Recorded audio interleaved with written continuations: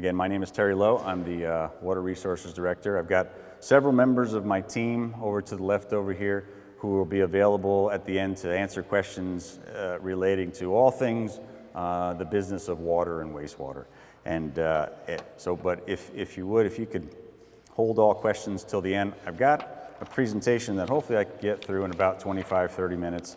Somebody throw something if it gets longer than that. But the intent tonight really is to hear from you, solicit your feedback, answer some questions, meet the team, learn a little bit more about what the utilities are all about, how we go about delivering water to you in a state that it is safe to drink, and as well as receive the wastewater that comes from your houses. But again, provide you with a look at our recommended rates, an overview of the work that the Water Rates Committee had done with staff, and as well as kind of give you as much of a crash course in what it means to run a utility business, and finally answer that age-old question as to why is Buckeye different? And it's actually a question that why are all utilities different? We all start with a raw water source that's not drinkable in its present state. We do something to it and we send it to your house in a drinkable state. It's that middle portion that makes the difference in one utility to another, and even in the valley, we're all different on how we go about doing those things because we're all different on how we start. And so I'll get into a little bit of that this evening. So talk a little bit real quick before we get into the actual numbers themselves. We'll talk about the history of our rates. Again, it's been a decade since the city had adopted new rates, and so we've been working on 2013 money in 2025 and 2024, and so this, we all saw the state of the climate, the fiscal climate, kind of ebb and flow the last several years, and it makes it very challenging for us to be able to deliver on. We want to deliver the service, but to be able to do that, we've got to focus in on making sure that all of our equipment and our assets are doing their thing. But just a little bit about what a utility is. An utility is considered an enterprise fund. Enterprise fund is as close to you can get to a private business underneath an umbrella of a municipality, in a sense that the enterprise funds take no tax revenue, no property taxes, no sales taxes, no food taxes, none of that comes to the utility. We are totally beholden to our customers and the rates that we put out there, and we have to live within our means there. I started my career in the private sector, so I like the fact that we run a little bit like that. There's a little bit of an entrepreneurial spirit in the way we do things, and we have to work within our means as a business. Prior to coming to Buckeye, I was with the City of Surprise for about 15 years. The last 8 or so, I was the director of water resource management there. Very familiar with utilities. On the municipal side, I also spent some time with EBCOR, so I got to see the private utility and how they operate. One thing that we don't have that the private utilities have is a profit motive. There is not that within our business structure. So I think most people understand, there's what's in the rates. What is the purpose of rates? I think that's probably the question to be answered. Is because we are beholden to the rates that we get, every expense that is associated with providing that service, and we are a service business. We rely on you all to get your certificates of assured water supply, let us know how much that is, and then we go take that water and deliver it to you. And so all of the expenses you see up here, these categories, we have got to recoup those costs from our rates. So our personnel, our supplies and services. What's in supplies and services is pretty much all of our commodity purchases, our electricity, our chemicals, our debt service when we have debt to pay on.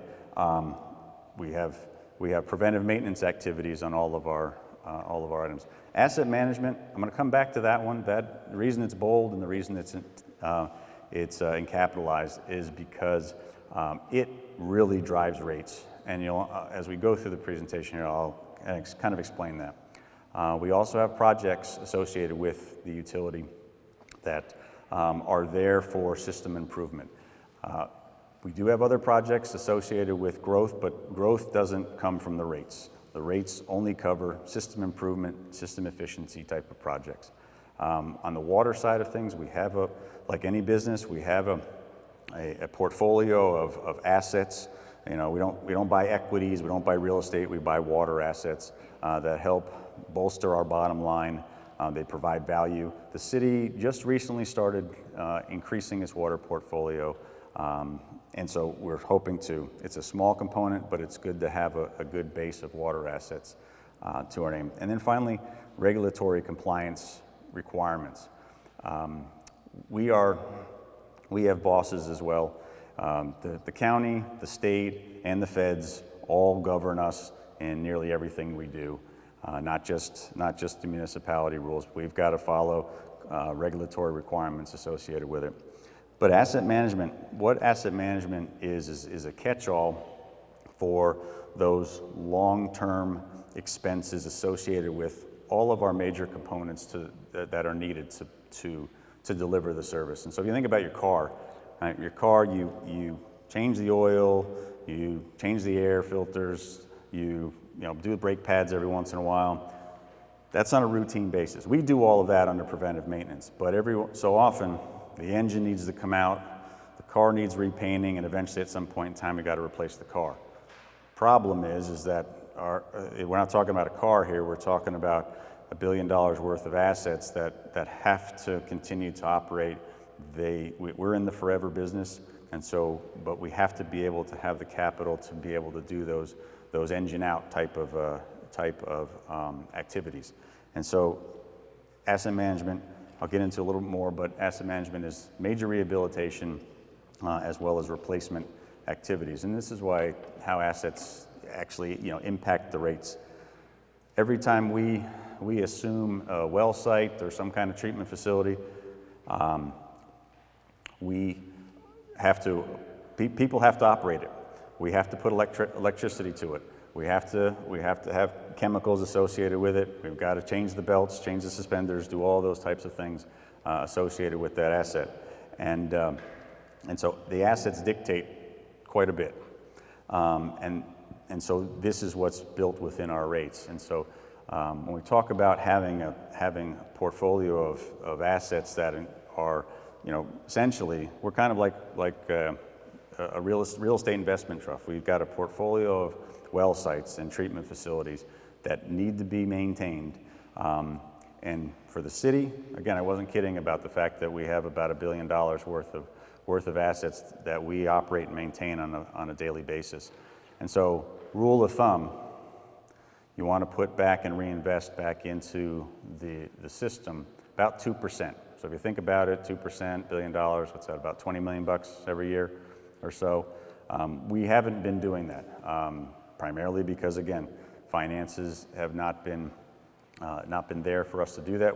Every year we play a balancing act to make sure we attack those most critical and vulnerable items first, and then after that, we'll wait for the next year.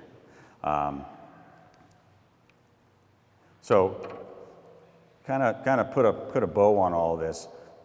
That in blue, and I hope everybody can see that. Those items in blue. Does that work? There we go. So all these items right here, just a snapshot of the different components of what it means to provide the service of taking a raw water supply, treating it and delivering it to your house, and at the same time also collecting your wastewater, treating it and making that and reclaiming that water. So kind of in summary, this chart looks at it and says the assets provide the service to the customer rates maintain the assets. And so it's one circle there, but it's really what we do.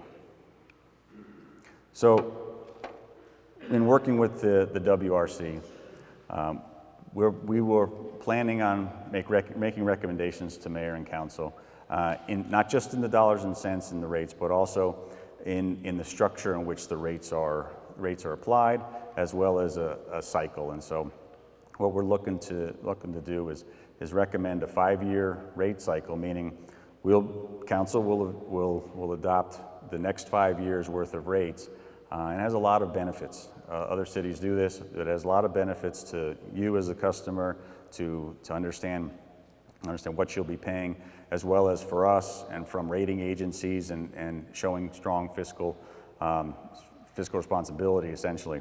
Our structures will change a little bit, as you'll see in the upcoming slides, but also from the fee changes, we intend to eliminate, there's a $3.05 fee for repair and replacement activities.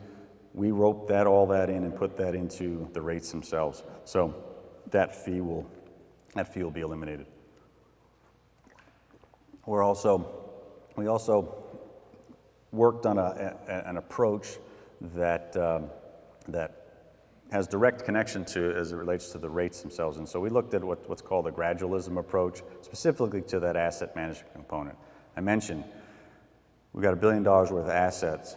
Our plan is to, we need to reinvest about $20 million within it. But we're not going to do that today. We're not going to do it tomorrow. We're not going to do it in the first rate cycle. We're going to do it over time to get to a point where, again, it is something that down in the future we'll build towards. It is a big undertaking from you as a customer to pay that type of rate, as well as for us to deliver on working on all those assets. And so when we look at our rates at the present time, give me a second off. So on the left is our current rate structure. Residential fees, regardless of your meter size, is exactly the same. Commercial, landscaping, and non-potable landscaping, which is reclaimed water, those are even a little bit different. Some meter sizes are the same rate, and others are not. And so our intent here, as we looked at it, many cities did this, that the size of your meter will have a base fee associated with it, but the larger your meter, the more water can be pushed through it, that base fee will go higher. And so from a residential standpoint, moving forward in 2026, the base rate for most residential homes have a 1-inch meter. Some have a 1.5, but most are in the 1-inch meter category. So the base rate will actually go down a little bit because we're eliminating that $3.05 fee.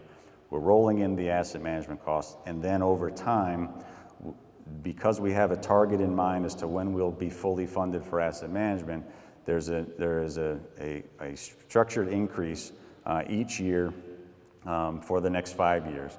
And actually, if you look at the number, it actually goes. You start out a little high, and then by the end of the 5-year period, the year-over-year increase actually is a little bit less. So that's for residential. And then when you talk about the higher meters, which then we're getting into the commercial categories, same deal. A little bit. The meter size is equivocal to a rate associated with that meter size and that meter size alone.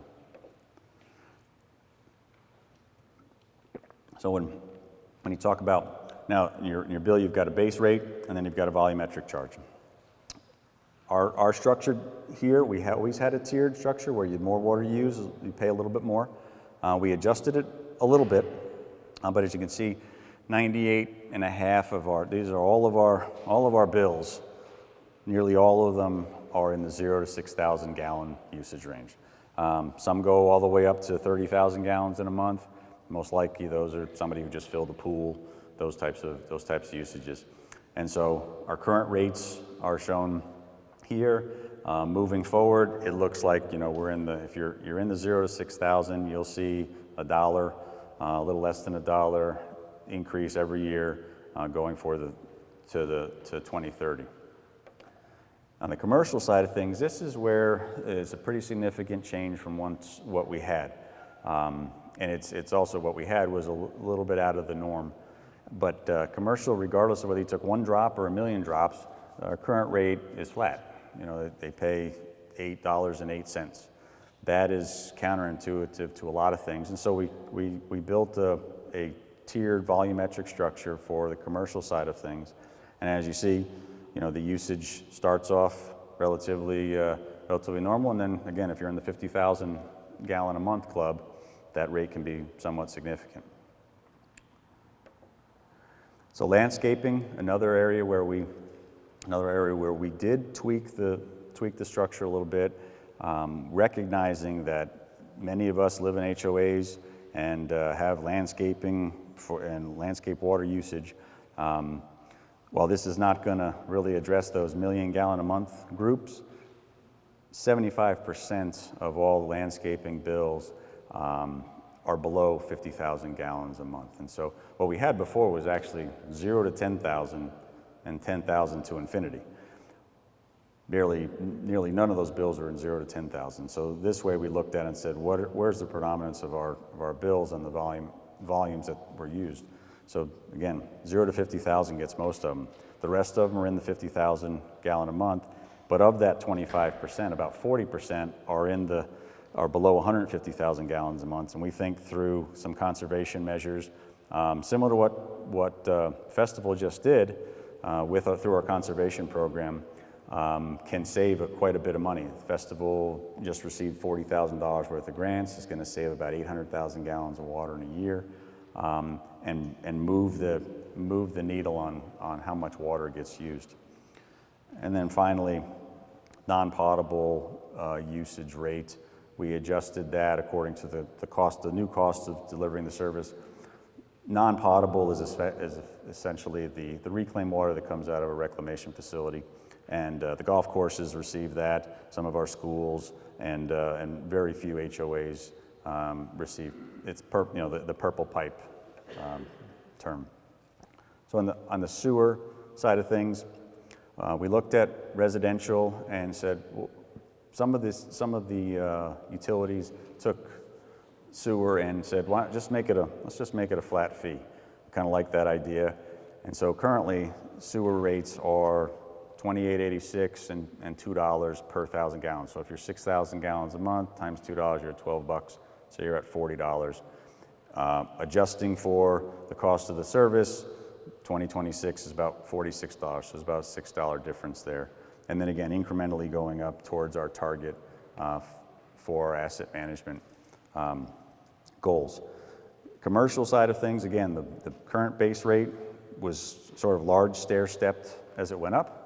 The new rates, the new base rates themselves are more indicative of the specific meter.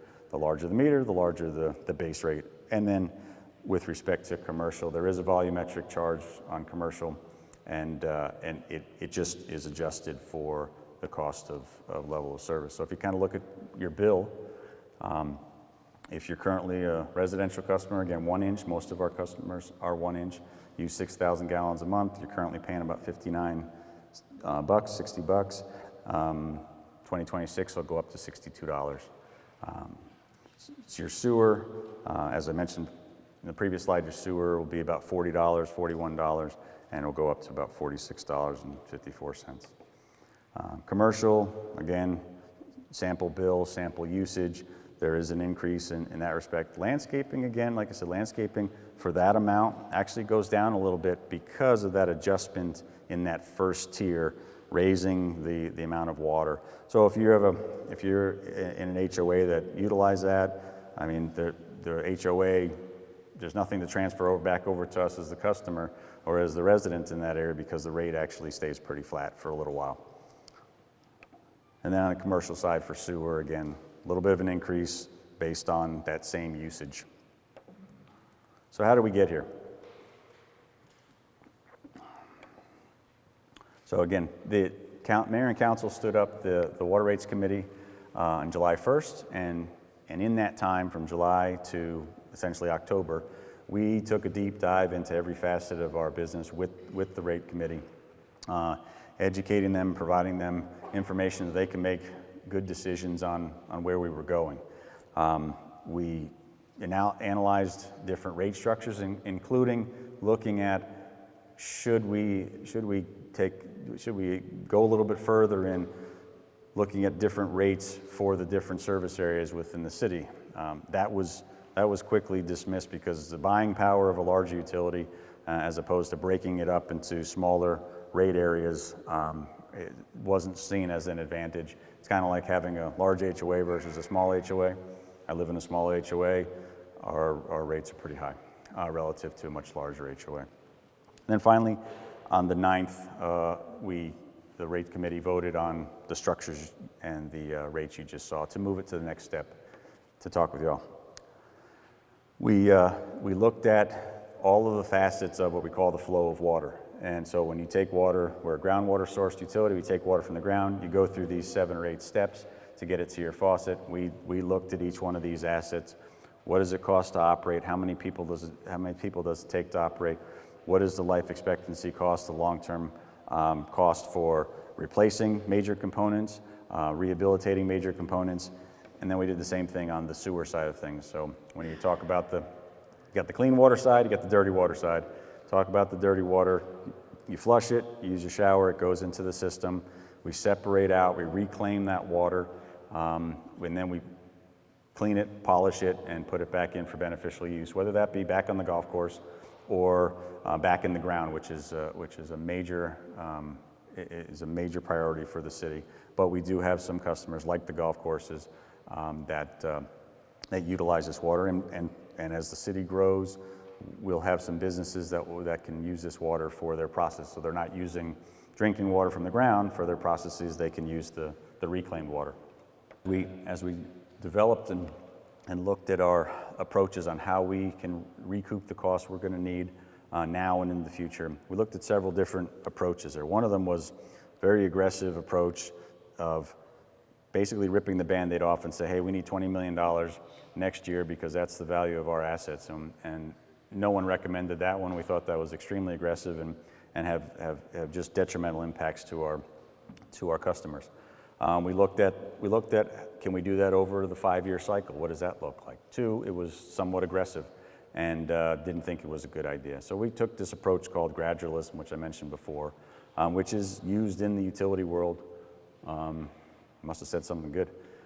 Used in the utility world to balance the cost of delivering the service and fairness in the recoupment from our customers.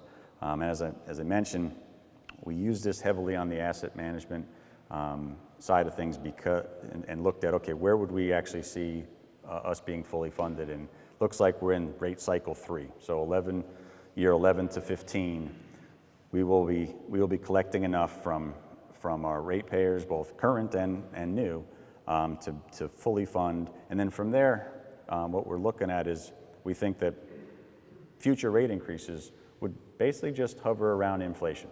And that's where you want to be, is we'll be able to do what we need to do and have nominal increases associated with it. So what's in the rates? So when we look at these 4 areas, we took forecasted expenses. We know what our personnel needs are right now. We know the history of the increases of things associated with our personnel.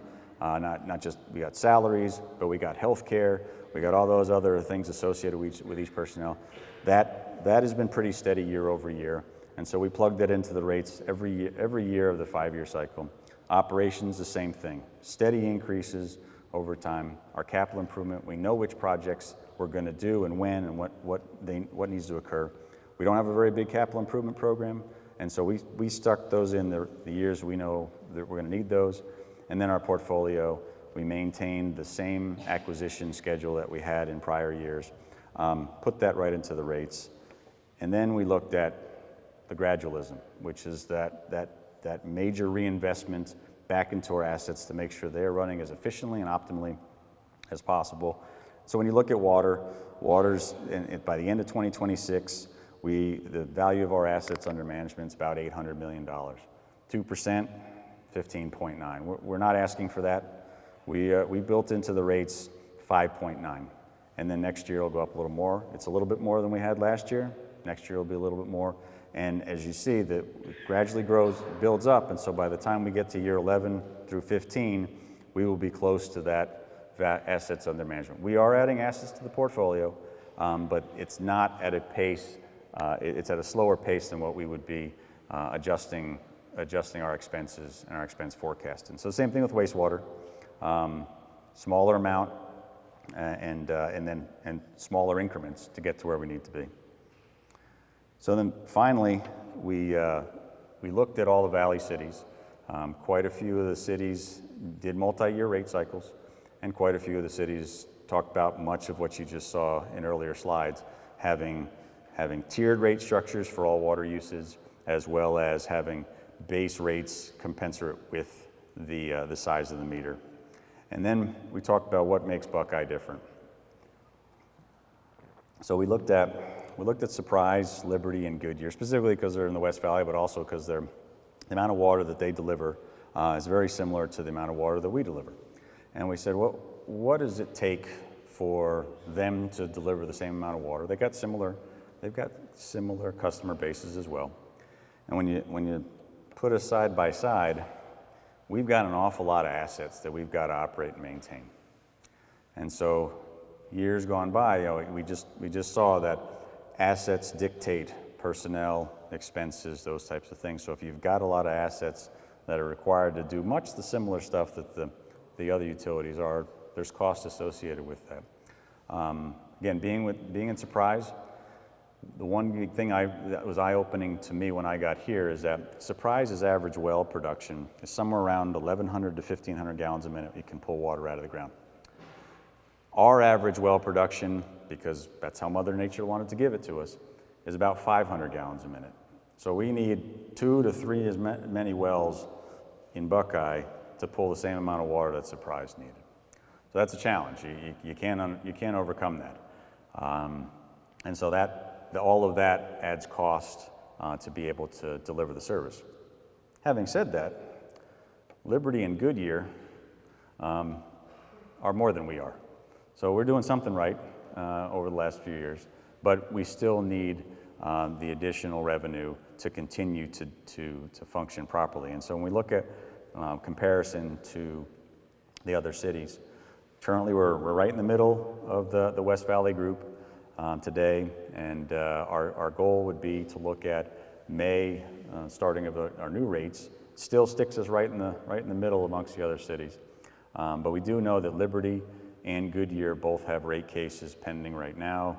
Liberty with the ACC, Goodyear as an NOI right now that in September they put their council approved an NOI, and their increases are 6.5 and 7.5 respectively. I can't remember exactly which got which increase, and so their numbers are gonna go higher and go more towards the bottom of that page as well. So our next steps in this is to have a couple more of these open houses with our customers. We also have a big social media push, as well as the Eye on Buckeye's got some information out there. We've got a lot of information being pushed out to collect feedback, answer questions, and then the goal would be to take everything we hear from you, as well as the recommendations, make appropriate adjustments if necessary, bring it to council for them to discuss and workshop in early January, seek a notice of an NOI, a notice of intent to raise rates. The end of January, that starts the 60-day public comment period. After that, take it to council for new rates, adoption, and then there's a 30-day period of ramp-up period essentially, and so we'd have a go live in May. Hopefully, 30 minutes. Not bad. Thank you very much. I appreciate it. Hopefully I wasn't too boring, but I'd be happy to answer any questions. After questions, feel free to go and bug my team about all things water related. Nearly every division head is here. But if you haven't got any questions on how you go from what they do to dollars and cents, I will point out a couple folks, myself included. If you could just point those questions to me, to Deputy Director Solis, Eddie, can you raise your hand? And where's Jamie? And Business Manager Jamie Parker. The three of us have been intimately involved with the WRC, and so we sort of have that connection. The rest of our team is very knowledgeable. They're professionals. and everything that they do out in the field and with their teams. So with that, I thank you very much. Be happy to take any questions. The question was, can I explain the 100-year rules? Did I miss it? And the guaranteed water supply. So the assured water supply. So the 1980 Groundwater Management Act, I'm going to go back 50 years or so. 1980 Groundwater Management Act was adopted, I think, in 1980, and it was put in place to stem the flow of groundwater that was being used and not replenished back into the ground. And what it did was that it established an assured water supply program. And what that meant is that for every drop of groundwater that comes out, for specifically subdivisions, which is mainly residential, there are commercial subdivisions that have certificates as well. But so when land is subdivided, it's got to seek a certificate of assured water supply for 100 years. And that means that when water is withdrawn from the ground, that an entity will be responsible for putting that water back into the ground. So Buckeye is not what's called a designated provider. And so what that means is that we're just a middleman. When you bought your house, you got a certificate of assured water supply for 100 years that is associated with your lot. That certificate is then turned around and said, hey, City of Buckeye, I need you to deliver water to this customer. The developer built the infrastructure, dedicated that to us, and we're off to the races in providing the service to you. That's what the rates cover. No development infrastructure, just the cost to deliver the service. And so the assured water supply program was in place, and so the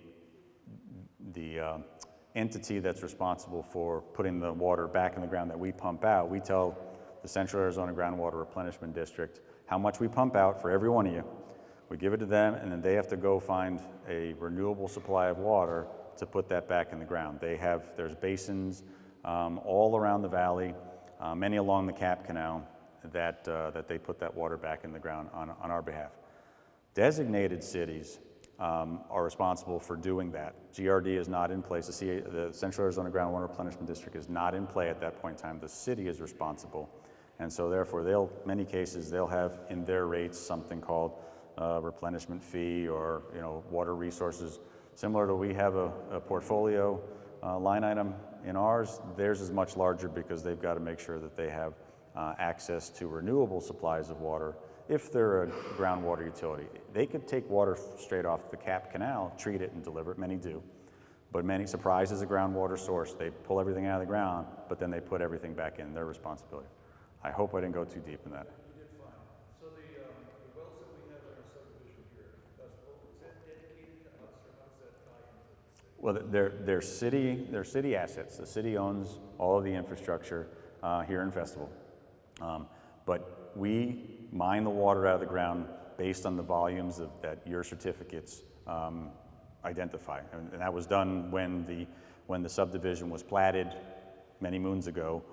There's quite a few new sections of Festival that are getting platted every day. And so that amount of water is known to us, and the Pulte will build the assets to pull that amount of water up, and then we operate those assets from here on out. So whatever customer bucket you're in, the fees that are generated for that usage of water are essentially, for that usage of water. It's certainly not our intent to double dip and hit you guys twice. Unfortunately, those are those additional costs associated with living in, I myself included, living in an HOA and having those additional, the beautification of the community. We understood that when we looked at the landscape structure because of that exact pass-through. And so the intent was to minimize that impact moving forward. Eventually, again, the cost of water goes up, and so therefore we've got to find ways to reduce that water without affecting your quality of life. And it's our intent to most utilities are in this boat. We are in the business to find ways to make you pay less, and it is our goal to help in the conservation efforts. And we recognize that HOAs are some of our biggest users. And like I said, Festival just recently, where's Bobby? How recently did that festival partake in our conservation turf removal? Have you heard that? So Festival is in the program now and continues to work with us to find ways to reduce that cost. It was about Teravalis, and do they have the water they need for their development? Teravalis is as you know, is gigantic. It's huge. They have certificates of assured water supply that they received under the program from years ago for the Floreo subdivision only, and that's what they're building on. And so they've constructed wells, 3 to be exact, and a water treatment facility, a water campus, what we call it. That's all been constructed. They're doing that for the certificates that they've got. And what a certificate means is that it's been reviewed and approved by the Arizona Department of Water Resources that said there is enough water, both in the physically available side, meaning in the ground, as well as with the CAGRD to replenish that amount. And so they have it for the Floreo component. The other bigger side of the development is a longer term play, and they're working on it. We have not heard what their plans are at this present time. We're working with them. They reach out to us on occasion, but they haven't made any decisions just yet.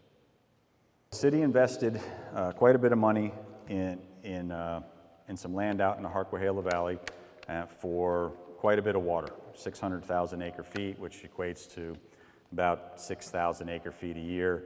You can get 3 homes on an acre foot, so that's about 18,000 homes. The cost of that asset is not within the rates, is not being borne by the rates. It is investment the city made, and so it falls into the general fund category. The infrastructure to get that water here is going to be, I wouldn't say it's complicated, but there's a lot of players involved. We're not the only purchaser of water out there.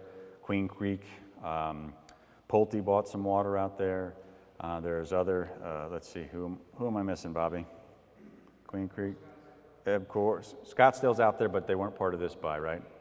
Cave Creek is another transporter out there. Municipalities, water utilities are what's considered transporters. That infrastructure is going to be coupled together, and the costs associated with that are going to be borne by those that need the water and get the water delivered in there. So the goal initially is we've got to put infrastructure out there. There's going to be wells. There may be some treatment. Water will go into the CAP canal and the CAP canal, get delivered up this way. So I'll use Pulte for example. That water is Pulte bought the water. They bought the asset for their homes. They're in partnership with the rest of us for that infrastructure out there. It's going to go into the CAP canal. It's going to be picked up right around here out of the CAP and go into the ground, and then we'll pull it out with the wells that we have we currently have right now. And so there's a lot of moving parts with that. How it is ultimately born, again, it's going to be quite a bit on the developer, quite a bit on the end user. Ultimately, that's yet to be seen. We've got a lot of work yet to occur. You say quite a bit on the end user, so the answer to that is yes. Well, the new end user. The question was, commercial growth has been pretty significant over the last few years.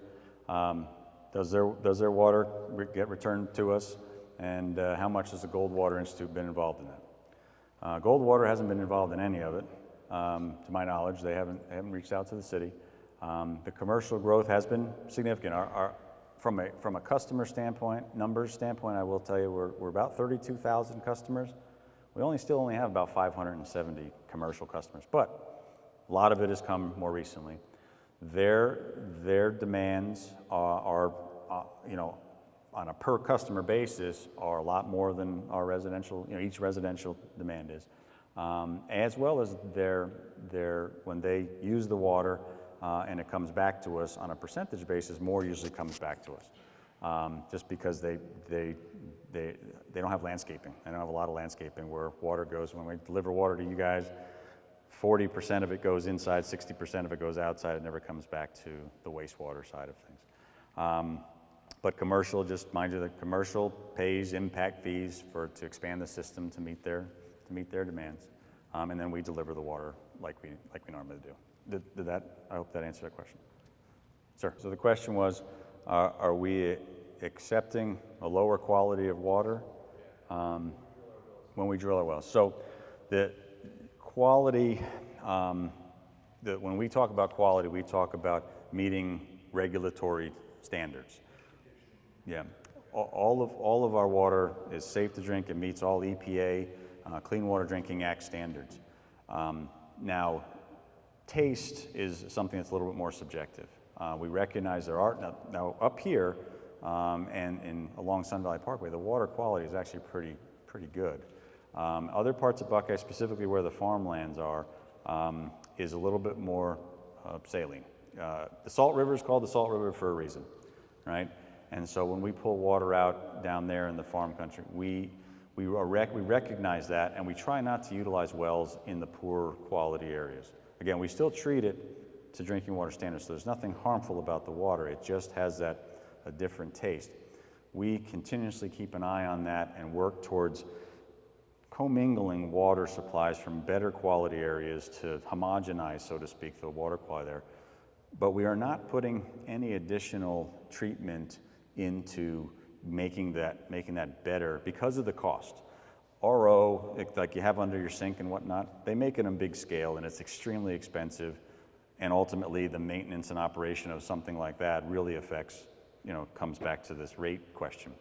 And so we actually just enforced a quality standard with one of the developers, and they are putting an RO system in. And we're gonna use that as kind of a test case to see how we can use the water that comes out of that system to then knock down, so to speak, my terminology, knock down that brackishness in the water there. But up here, as you move further up Sun Valley Parkway, away from the farmland, away from the Salt River and the Gila, quality is actually pretty good. So the question was regarding what is the ultimate increase from today to 2030. We're looking at probably about a 50% increase over that period of time. It's we look at on a year-over-year basis. We're in as good year here as good year as 6.5 and 7.5. The fact that the city has not had increases in some time.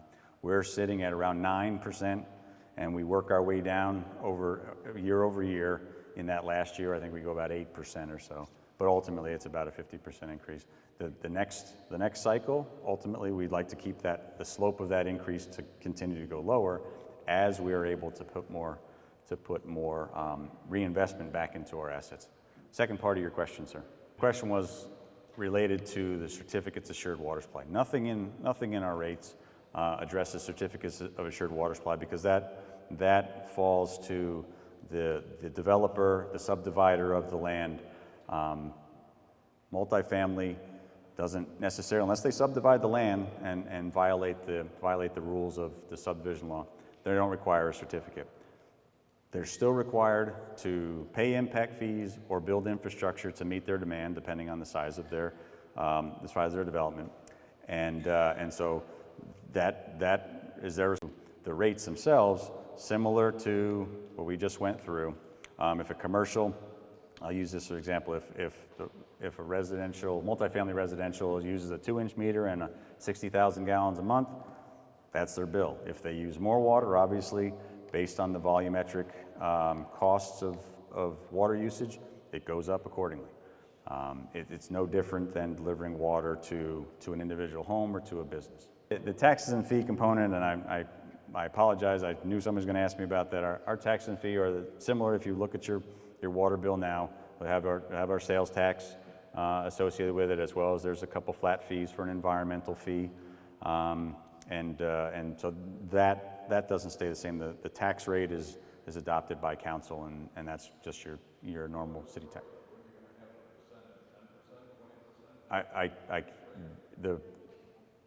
I'm sorry, Jamie, was that? It looks like our sales tax rate is 9.3.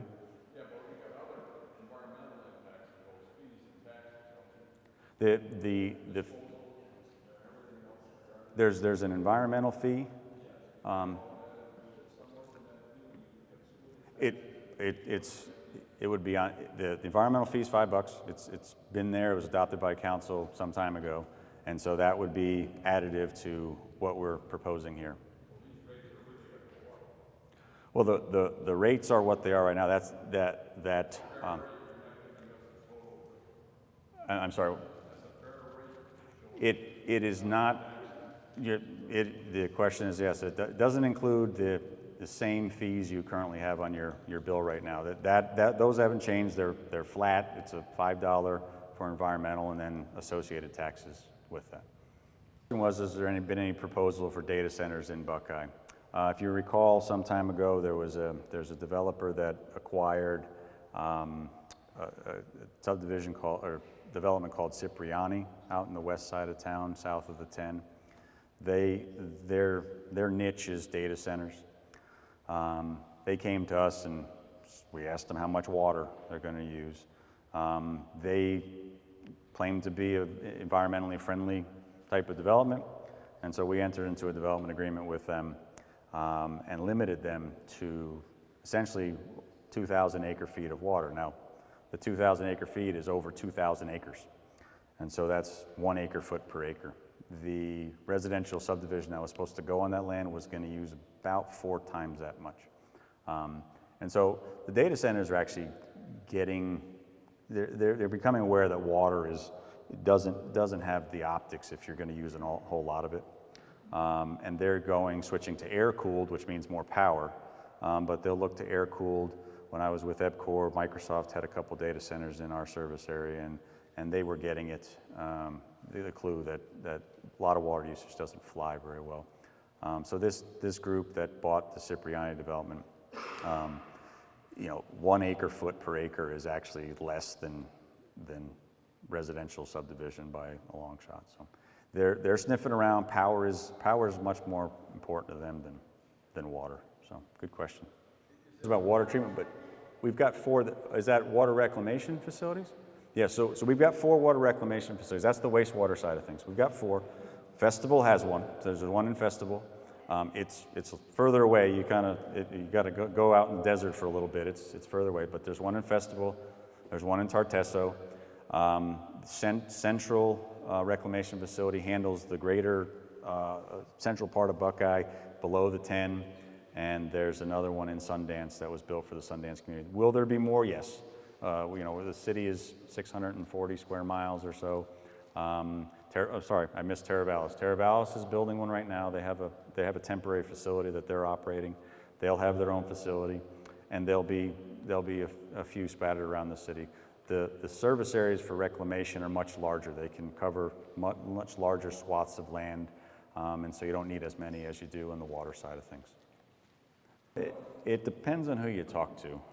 We certainly believe that there's plenty of water for a long time.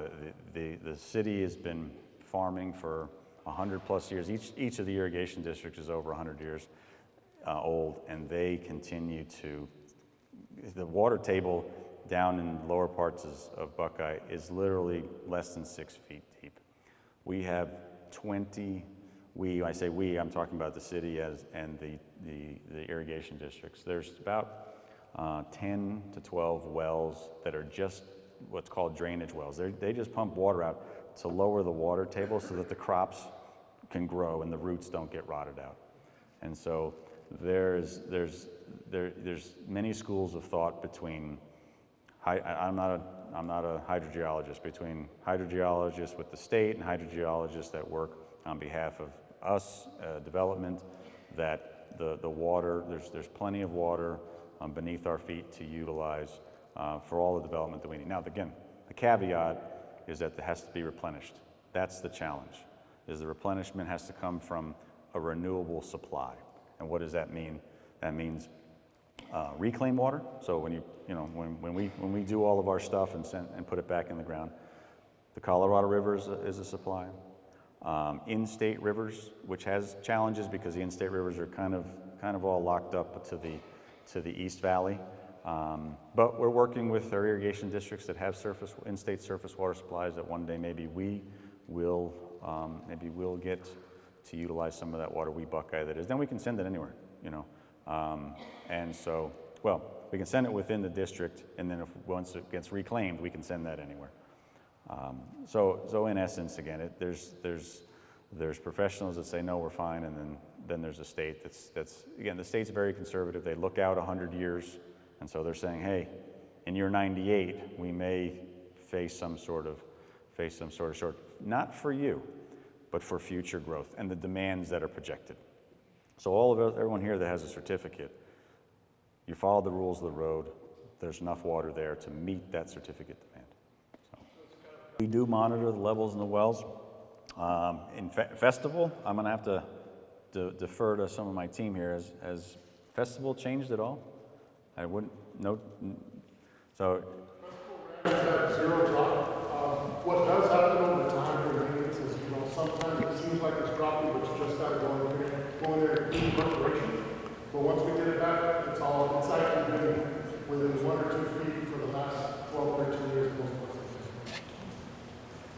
What is that depth? 205, between 205 and 230 feet of the 3 wells. Will residents get the opportunity to vote on this? Or is this a suck it up buttercup? It's not a ballot initiative item here. No, council will have to vote on both of those items to make it a ballot initiative or to adopt rates as recommended. Anything else? Great questions. Thank you very much. Anything else? By all means, if you've got any interest in more of the water-related stuff, these folks over here, extremely intelligent, know their stuff like the back of their hand. So thank you very much for your time and for coming out tonight.